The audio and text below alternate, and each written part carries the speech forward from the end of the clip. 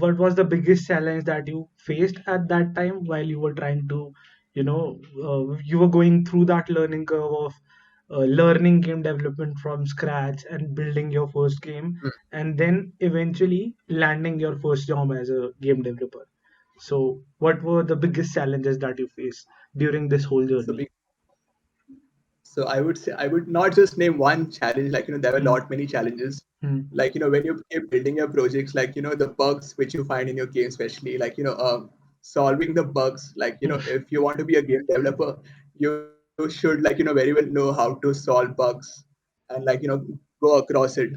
And like solving bugs is one of the things, and crack you should also learn how to crack interviews.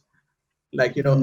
this is one of the learnings which I would like to share. Like even if Hmm. you like if you know all the concepts, if you are very skilled, and like you have built tons of projects, but if you don't know how to speak and how to represent your skills and knowledge in front of the interviewer, because like the person who will be taking your interview, like he'll be like sitting in front of you only for like 10 to 15 minutes.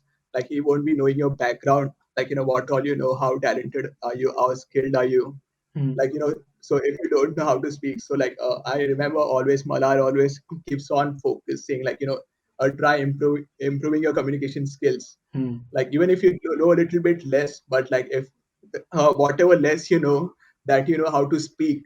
Hmm. To So like communicate. that really helps. Yeah, Yeah. Yeah. that really helps. Like it creates a great impression.